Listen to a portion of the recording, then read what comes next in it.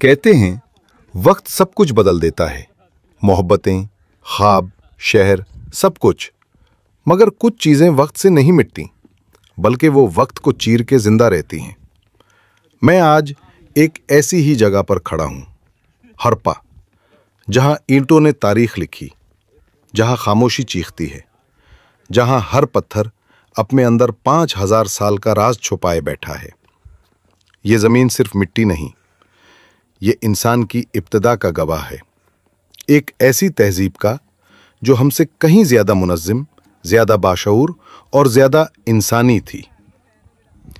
हड़प्पा पंजाब के जिला साहिवाल के करीब वाक़ है। ये वो जगह है जहां कभी दरिया बहता था, जहां जिंदगी की लहरें गूंजती थीं। यहां कभी वो लोग बसते थे जो दुनिया की कदीम तरीन शहरी तहजीबों में से एक वादी सिंध की तहजीब का हिस्सा थे। तकरीबन 2600 क़िबले मसीह में जब मिस्र के एहराम बन रहे थे और मेसोपोटामिया की तहजीब परवान चढ़ रही थी, तब हड़प्पा के लोग अपने शहर तामीर कर रहे थे, ईंटों से, पानी से और अकल से। ये तहजीब इतनी मुनज़्ज़म थी कि हर गली, हर घर एक तरतीब के साथ बना हुआ था। यहां कोई बेतरतीबी नहीं थी। गोया इंसान ने कुदरत के उसूलों से सीखा था कि नज़्म व ज़ब्त में ही बका है। वादी सिंध की तहजीब दुनिया की उन चंद तहजीबों में से एक जिन्होंने इंसान को शहर का तसव्वुर दिया। जब बाकी दुनिया अभी पत्थरों और गारों में थी, तब हड़प्पा और मोहनजोदड़ो के लोग अपने लिए पक्की ईंटों के घर बना रहे थे। उन्होंने पहली बार शहरी मंसूबाबंदी, अर्बन प्लानिंग की, पानी के निकासी का निज़ाम बनाया, घरों को सीधी गलियों में तरतीब दिया और मुआशरती नज़्म कायम किया। ये वो वक्त था जब इंसान ने वहशत से तहजीब की तरफ पहला कदम रखा। ये शहर दो हिस्सों में तकसीम था, ऊपर का किलानुमा हिस्सा और नीचे का रिहायशी हिस्सा। इनके घरों की दीवारें सीधी थीं, कोने नाप तोल से बनाए गए थे और हर घर का एक मखसूस निज़ाम निकासी था। पानी के बहाव के लिए उन्होंने नालियां बनाईं, जिन्हें साफ रखने के लिए ढक्कन भी थे।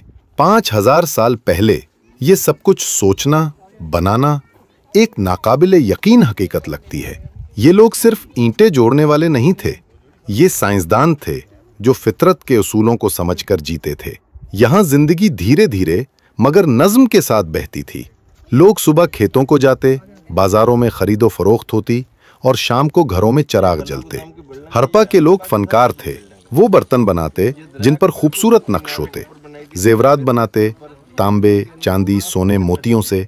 खवातीन सिंगार करती थीं, बच्चे मिट्टी के खिलौनों से खेलते थे और मर्द तिजारत करते, दूर दराज मुल्कों से माल लाते।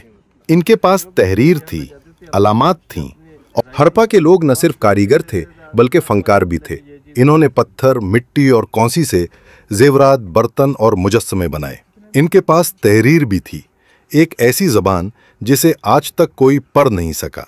इनकी महरों पर बैल, गैंडा, हाथी और दूसरे जानवरों की तस्वीरें बनी हैं जो इनके मजहब या तिजारत का हिस्सा मालूम होती हैं। क्या ये ज़बान किसी भूले भटके राज की कुंजी है? शायद। हड़प्पा के लोगों के मजहब के बारे में ज्यादा नहीं मालूम, मगर माहिरीन कहते हैं कि वो माँ देवी की पूजा करते थे, जरखेजी और जिंदगी की अलामत। जानवर इनके लिए मुकद्दस थे, खास तौर पर बैल, जो ताकत और खुशहाली की अलामत समझा जाता था। ये अकायद शायद बाद में हिंदू धर्म के इब्तदाई नजरियात में ढल गए, लेकिन फिर सब कुछ खत्म हो गया। तकरीबन 1900 क़िबले मसीह के बाद हड़प्पा के शहर आहिस्ता आहिस्ता वीरान होने लगे। कुछ कहते हैं कि डेरिवेटिव का रुख बदल गया, कुछ का कहना है कि कहत पड़ा या बीमारी फैली, कुछ का यकीन है कि आर्या कबाइल के हमलों ने ये तहजीब मिटा दी। जो भी हुआ, एक अहद का खात्मा हो गया, सिर्फ ईंटें बाकी रह गईं और वो कहानियां जो वक्त के साथ मिट्टी में दफन हो गईं। वो इन्होंने अंदर फिल्टर के तौर पे डाला हुआ। तो लास्ट टाइम कब यहाँ पे खुदाई हुई थी? लास्ट टाइम 2011 से बंद हो गई थी। 2011 में जो चीज़ें मिली थी वो तो गवर्नमेंट ने सेव की हुई है। 1921 से लेकर 1934 तक मान लीजिए। 1921 से शुरू हुई थी खुदाई इसकी। ये कुआं अंदर छोटा एक और भी कुआं इसके अंदर, वो इन्होंने अंदर फिल्टर के तौर पे डाला हुआ था। इस कुआं के अंदर कुआं वो जो सामने चौकियाँ बनी उनके ऊपर ये लोग डेड बॉडी न लाया करते थे हाइट के हिसाब से। ये जो सारी छोटी छोटी चौकियाँ बनी ये ओपन नहाने वाली चौकियाँ, ये फीमेल प्रोसेस नहाने के लिए इधर भी और उधर भी, इसलिए कि इधर से चूड़ियाँ मिली हैं और बीड्स मिली हैं टेराकोटा के। ये वो जगह जहाँ से उनको पानी मिलता था, हड़प्पा में से 8 कुएँ दरख्त हुए हैं जिनमें ये और ये बलहरी थे जो पिका जाम हड़प्पा पिक देखें ये पिक नजर आ गई। ये ड्रेन हमने बनाई था कि बारिश का पानी ना खड़ा मजीद खराब ना हो, इनकी कवर ड्रेन आ गई। ये डेड बॉडीज को दफनाने के लिए वो सामने वो सामने हाँ सामने। और ये जो कर बना हुआ ये किस ये निकाह से आपकी दीवार है, बन के निकाह से आपकी दीवार है। तो ये इतनी आगे ये इनका रेजिडेंशियल एरिया है। ये छोटे छोटे घर इसलिए हैं कि वो लोग लकड़ी के लेंथ के हिसाब से वो लोग मकान बनाया करते थे। जितनी लकड़ी की लेंथ मिलती थी उस हिसाब से ये लोग छतें बनाया करते थे।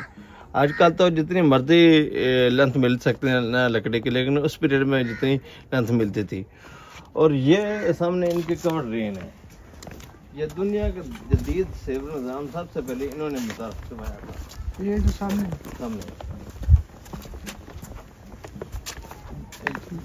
ये न्यू ब्रिक्स है और नया काम हुआ है।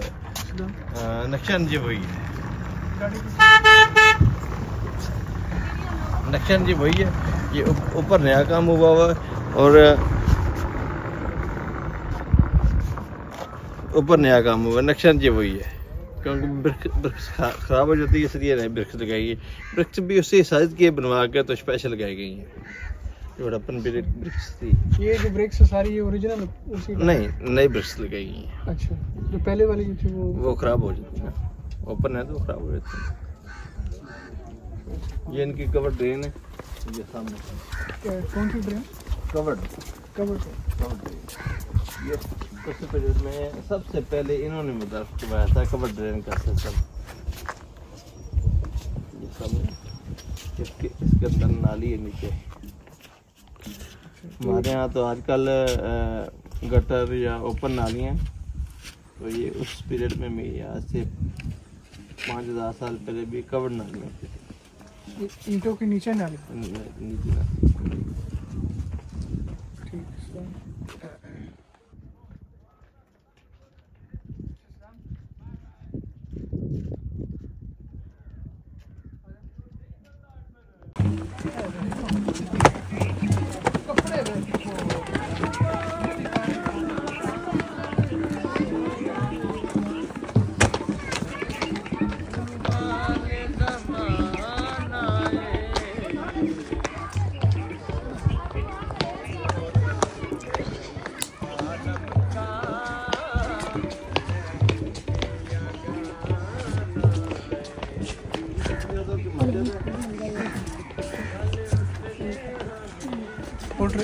4 ये मुगलिया दौर की मस्जिद है। ये 5 मराज से मशहूर मस्जिद है।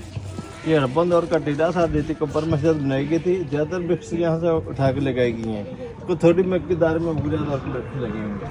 इसकी छत के निशान की हुई थी या नहीं थी। और पहले मजार बना था, इसके बाद में मुगलिया कहाँ बसाने की नमाज पढ़ने के लिए मस्जिद तकरीबन 5000 साल पुरानी नहीं जी, ये 500 साल पुराना। 500 साल 1526 से लेकर 1707 का इसका दौरान है।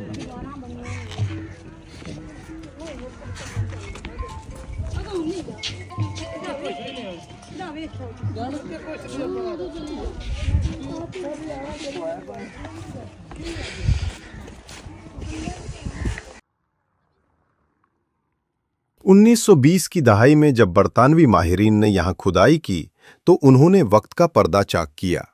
हड़प्पा, मोहनजोदड़ो, चिन्होदरो, ये सब नाम दुनिया के नक्शे पर उभरे। हजारों बर्तन, मूर्तियां, मेहर और जेवरात मिले। दुनिया को यकीन नहीं आ रहा था कि ये तहजीब एशिया की मिट्टी से निकली है। और यूं बरसगीर की तारीख ने अपने सीने से एक अजीम राज खोला कि हम सिर्फ फातिहों और जंगों की सरजमीन नहीं, बल्कि तहजीब और इल्म की भी। ये छोटी मेहरी आज भी खामोश मगर हैरान कुन हैं। इन पर किंदा निशान, जानवर और अलामतें, एक ऐसी जबान जो हम आज तक नहीं समझ सके, दुनिया के बड़े माहिरीन ने कोशिश की, लेकिन हरप्पा की जबान आज भी राज है। न किसी ने उसे पढ़ा न बोला। शायद वो जबान सिर्फ इनके एहसासात की थी, या शायद वो चाहते थे कि आने वाले वक्तों में हम उन्हीं अल्फाज में नहीं, एहसास में समझें। ये खामोश निशान बताते हैं कि तहरीर मिट सकती है, लेकिन तहजीब का असर हमेशा बाकी रहता है। हरप्पा के लोग फितरत से जुड़े हुए थे। वो शायद दरख्त, पानी, सूरज और जमीन को मुकद्दस मानते थे। ये मुजस्समे, ये मूर्तियां, इनके अंदर एक रूहानी सुकून है। कोई तलवार नहीं, कोई जंगी निशान नहीं। ये तहजीब अमन की थी। उन्होंने कुदरत के साथ जीना सीखा, ना उसे तोड़ा न काबू किया। शायद यही इनकी असल इबादत थी। हर एक दिन ये सब खत्म हो गया। न जंग, न बगावत, बस एक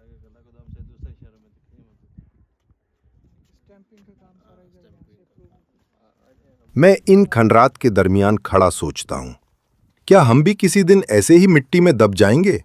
क्या हमारी इमारतें, हमारे शहर, हमारे ख्वाब सब रेत बनकर उड़ जाएंगे? ये ईंटें मुझसे बात करती हैं। वो कहती हैं, हम भी तुम्हारी तरह थे, सांस लेते, मोहब्बत करते, ख्वाब देखते।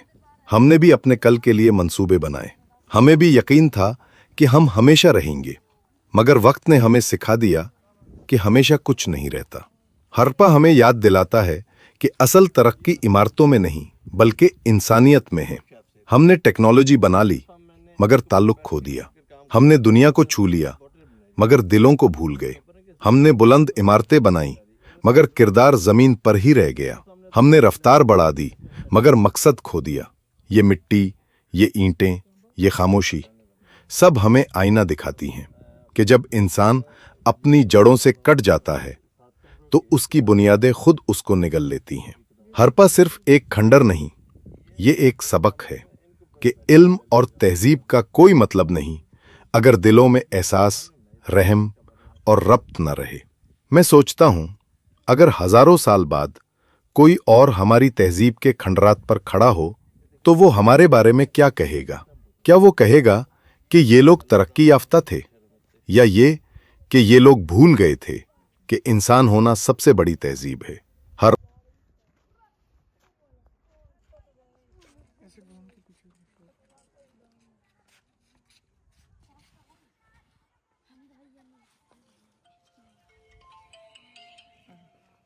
वर्क किया वो 175 एकड़ रकबा है। तो 175 एकड़ 7 मुरबे का रकबा बनता है। तो 7 मुरबे बहुत बड़ा रकबा होता है। ये कितना ये प्रिजर्व है, वो जो आर्कियोलॉजिस्ट उन्होंने बताया कि इतना एरिया। हाँ, ये जो जितना ये बाउंड्री वाल बनी ना, ये हमारी बाउंड्री वाल जा रही है वहाँ से लेकर गेट तक, और गेट की दूसरी तरफ भी है इसका रकबा, यहाँ पार्किंग का एरिया। तो जो टीले हैं वो सिर्फ यहीं पे क्यों ना, इसके बाउंड्री वाल के बाहर क्यों? बाउंड्री वाल के बाहर है कि इधर हावी रिवर था, इस वजह से नहीं है। इधर थे, इधर वो 1920 में गवर्नमेंट ने हैंडओवर किया। तो उससे पहले लोगों ने अपनी मिल्कियत या खेती बाड़ी कर रहे थे। ये इस हिसाब से खेतों के नीचे भी आसार हैं, लेकिन वो काश्तकारी कर सकते हैं ना, वो ऊपर बिल्डिंग बना सकते हैं ना वो खुदाई कर सकते हैं।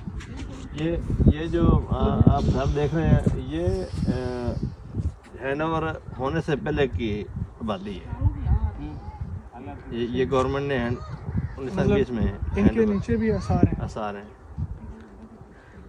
काफ़ी। इससे ज़्यादा मतलब इतना ही रकबे से ज़्यादा में ये आसार फैले।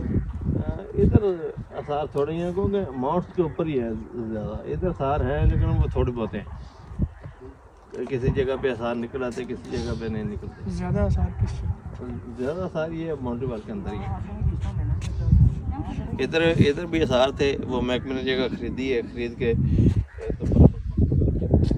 हरप्पा हमें एक सबक देता है कि कोई तहजीब चाहे कितनी ही अजीम क्यों ना हो, अगर फितरत के साथ तवाजुन न रखे तो मिट जाती है।